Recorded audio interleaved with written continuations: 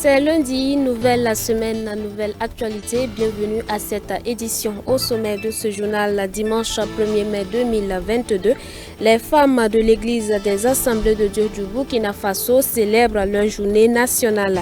À l'occasion, donc, nous avons célébré le Seigneur avec les femmes de l'église centrale des Assemblées de Dieu de Ouagadougou. Les échos pour vous dans quelques instants. Et puis dans cette édition, nous parlerons de formation, 121 lauréats. C'est le nombre de compétences que l'école biblique de Koubri met au service de l'église des Assemblées de Dieu du Burkina Faso. Ils ont reçu le parchemin de fin de formation samedi dernier. Les échos de la cérémonie de sortie de la 78e promotion de l'EBK pour vous dans quelques instants.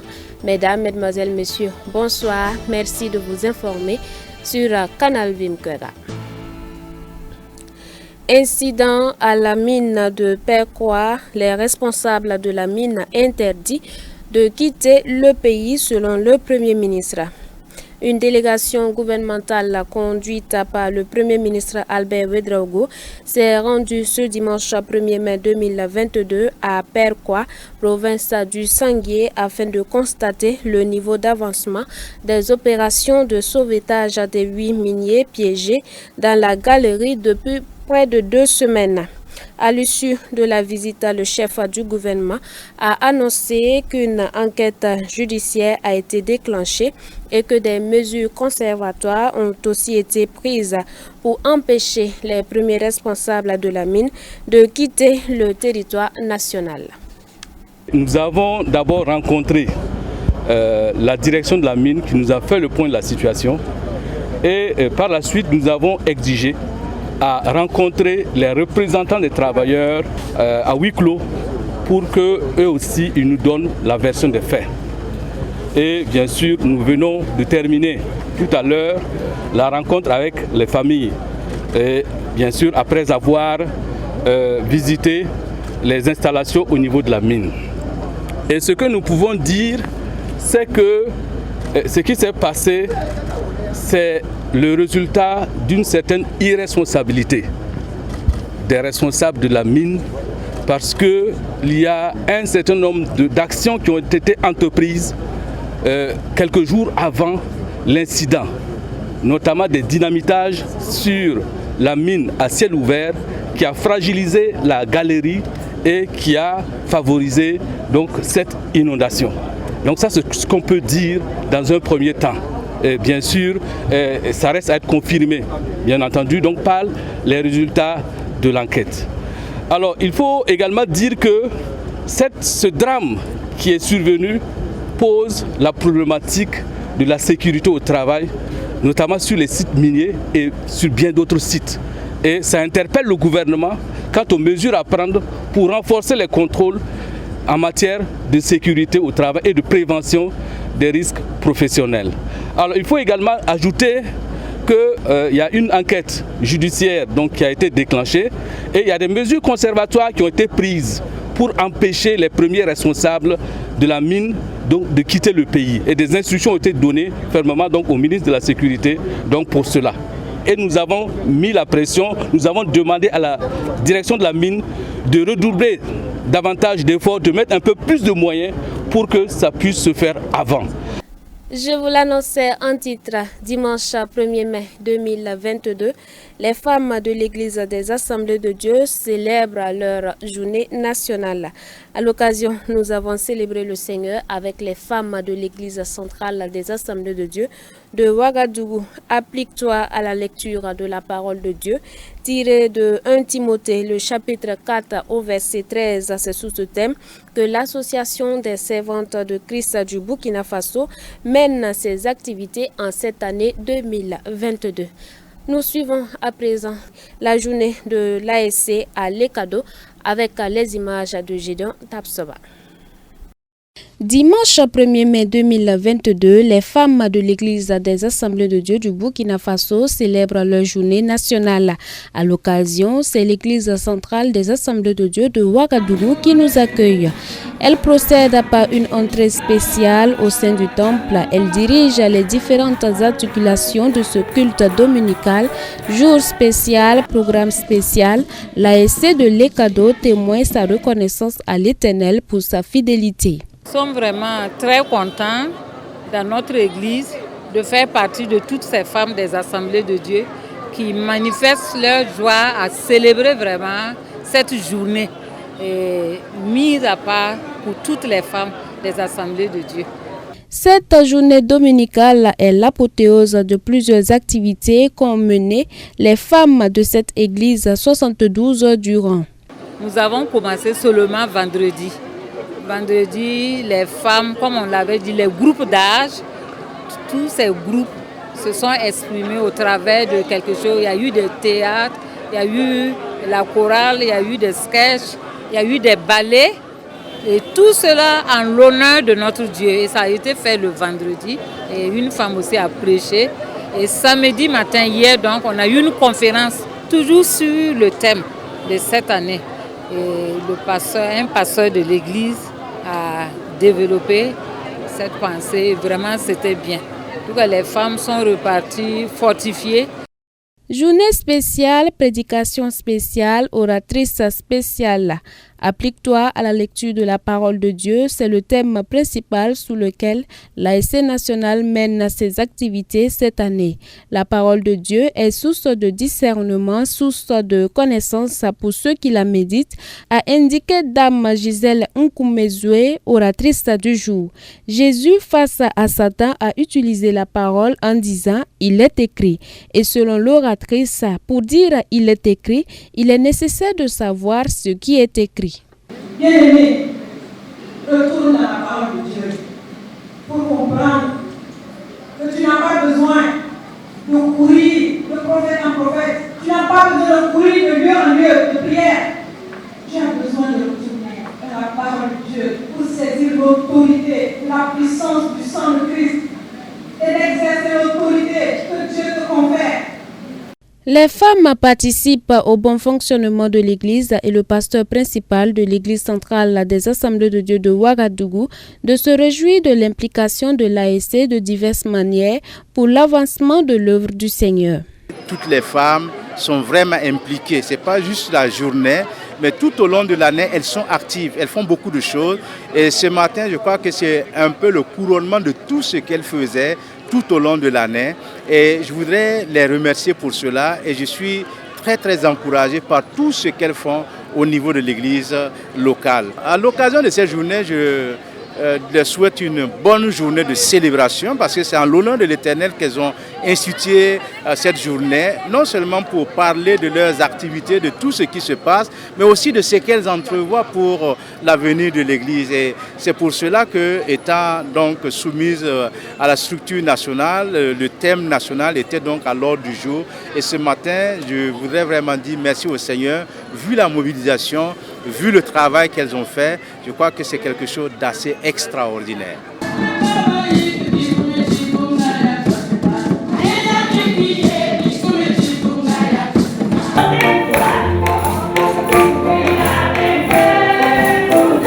Ce culte d'action de grâce a été embelli par diverses prestations.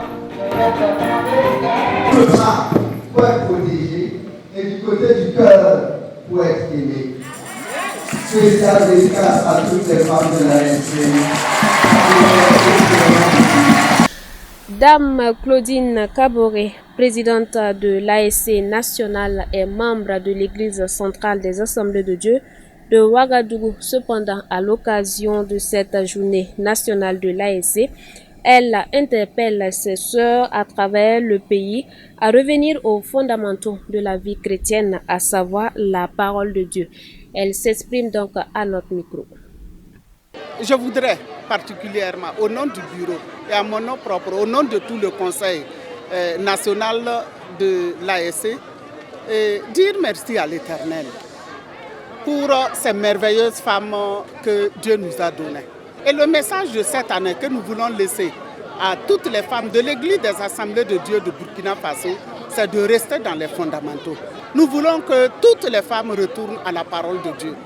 Si nous retournons à la parole de Dieu et si nous puisons beaucoup de choses dans la parole de Dieu, aucune personne ne pourra nous tromper. Et nous pourrons réellement nous préparer pour la venue de notre Seigneur.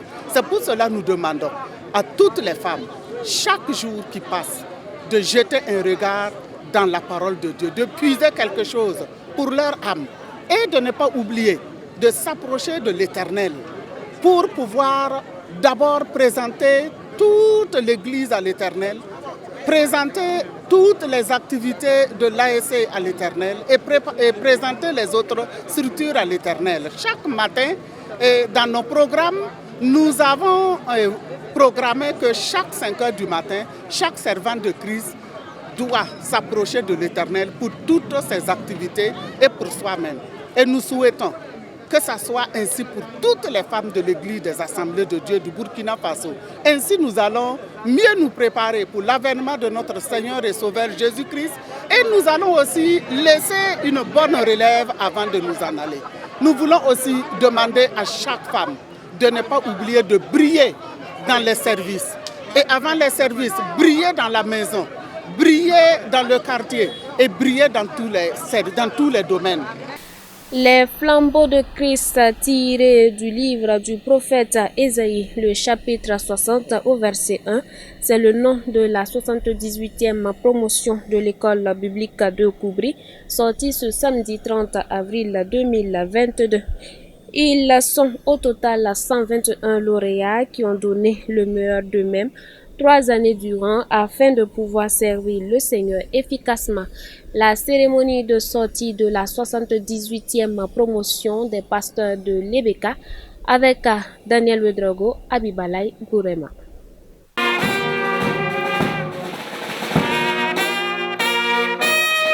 S'est tenue ce samedi 30 avril 2022 à Koubri, la cérémonie de remise des diplômes de la 78e promotion de l'école biblique de Koubri. Baptisée les Flambeaux de Christ, cette promotion est de 121 lauréats, dont 13 femmes. Après 3 ans d'études, la joie s'est lue sur le visage des étudiants qui ont su offrir le meilleur d'eux-mêmes pour obtenir leur diplôme. Je suis très content d'avoir mon diplôme aujourd'hui. Particulièrement envers moi, ce que j'ai remarqué durant ces années que j'ai fait ici, je suis souffrant, mais je vis la main de Dieu sur moi. Ensuite, Dieu m'a soutenu dans toutes choses. Rien ne me manquait. Dieu fait des miracles. Quand tu es ici, Dieu fait des miracles. Et dans la vie des autres aussi, frères, je vis des miracles de Dieu dans nos vies. Donc vraiment, je rends grâce à Dieu. C'est une joie qu'on ne peut pas expliquer. Vraiment, durant toutes ces 3 années, Dieu nous a gardés, Dieu nous a protégés. Donc nous avons vu la main de Dieu. Donc nous disons merci au Seigneur pour tout ce qu'il a fait pour nous. Par la grâce de Dieu, je vais aider mon mari, aussi encadrer aussi les enfants, parce que j'ai reçu cette formation. Et au niveau de l'ASC aussi, je vais encadrer aussi les femmes pour qu'on puisse ensemble se saisir les mains pour aller au ciel. L'administration de l'école biblique de Koubri a tenu à dire merci à ses partenaires régionaux, sous-régionaux ainsi que de l'extérieur. Elle est convaincue que ses étudiants sont bien outillés pour être efficaces sur le terrain. En tout cas, nous bénissons Dieu pour cette cérémonie de remise de diplôme qui a eu lieu aujourd'hui, alors qui marque donc la fin de formation de 121 lauréats. Ces étudiants qui sont restés ici pendant 3 ans, alors ont été formés au travers de, comme ils l'ont dit à l'intérieur, sur l'ensemble de la parole de Dieu, y compris certains cours qui touchent la vie pratique, en vue donc de pouvoir les outiller pour être efficaces sur le terrain. Présent à cette cérémonie, le président du Conseil général de l'Église des Assemblées de Dieu du Burkina Faso a exprimé sa joie. Il exhorte à ses lauréats de se mettre à l'œuvre pour l'implantation d'églises. J'ai une grande joie qui m'anime de voir ces lauréats si nombreux que le Seigneur a appelés, formés, j'allais dire jusqu'à transformer, pour les remettre entre les mains des régions pour le travail. à écouter tout ce que nous avons entendu en salle. Nous croyons fermement que la bonne main de Dieu était sur tous ces lauréats à travers leur formation, les 3 ans. Et nous avons foi que l'Église va rayonner davantage. Les tâches assignées à ces étudiants est d'implanter des églises comme nous recommande la Bible. Quant aux 13 femmes parmi les 121 lauréats, leur tâche consiste à aider leurs maris.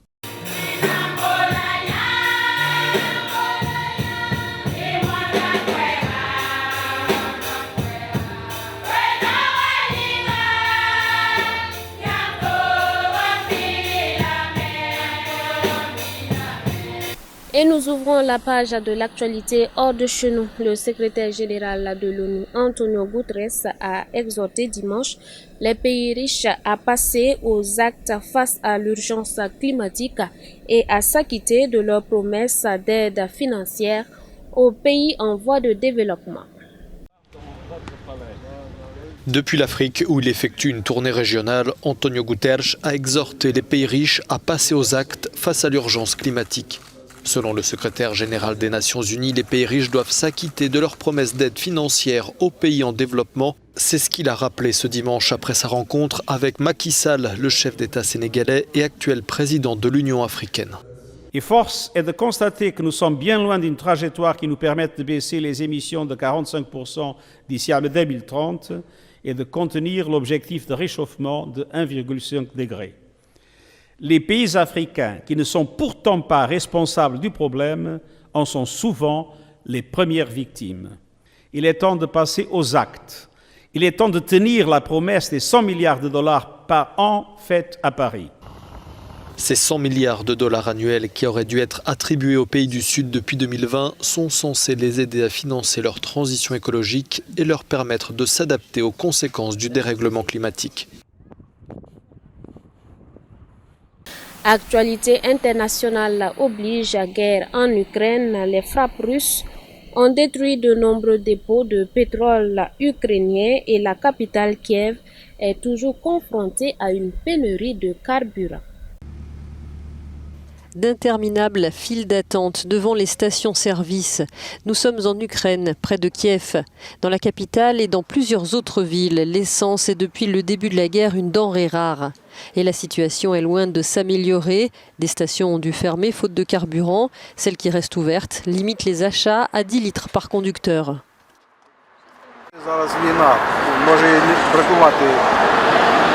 C'est la guerre en ce moment. Une pénurie d'essence, ça peut arriver. Mais j'ai besoin d'aller travailler tous les jours. Et il est impossible d'aller à certains endroits de Kiev en transport en commun.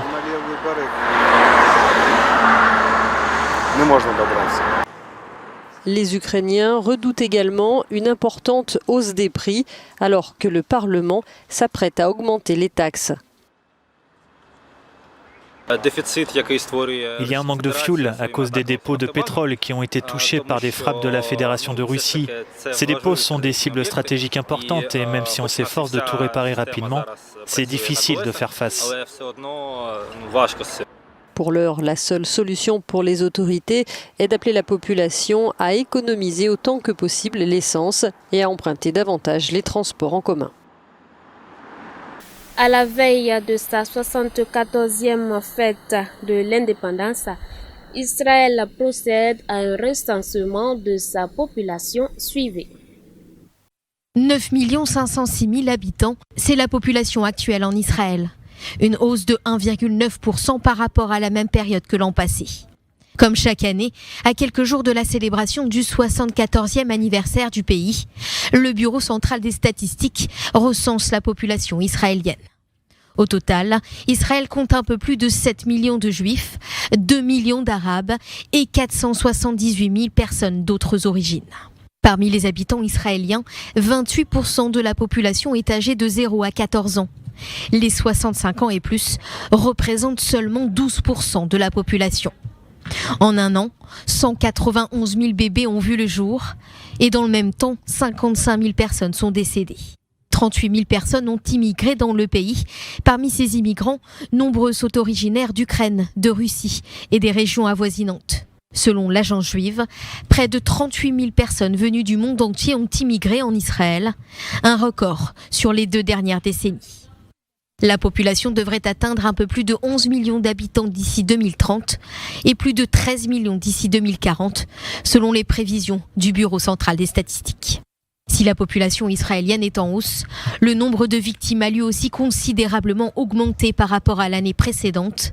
À la veille de Yom HaZikaron, la journée du souvenir des soldats israéliens tombés au combat et des victimes du terrorisme, 3199 civils ont péri depuis la création d'indépendance de l'État d'Israël. Parmi eux, 125 étrangers sont décédés en Israël, 100 Israéliens ont été tués à l'étranger. En seulement une année, depuis le 13 avril 2021, 33 civils ont été tués dans des attentats, 19 lors de l'opération Gardien du Mur en mai dernier et 14 autres ont péri dans une série d'attentats terroristes. Voilà, c'est la fin de cette édition. Nous rappelons qu'au cours de ce journal, nous avons parlé de célébration avec l'église des Assemblées de Dieu du Burkina Faso qui célèbre la femme hier dimanche, donc 1er mai 2022. Ce fut la journée nationale de l'ASC. Vous avez pu suivre cette célébration du côté de l'église centrale des Assemblées de Dieu de Ouagadougou. Et puis nous avons également parlé de formation dans cette édition avec 121 compétences que l'école biblique de Koubri met désormais au service de l'église des Assemblées de Dieu du Burkina Faso. Bon vent donc à ces nouveaux pasteurs et que Christ soit glorifié dans leurs différentes vies. C'est tout pour cette édition. Xavier Ouedraogo a réalisé ce journal. Bonsoir chez vous, demeurez bénis en Christ Jésus.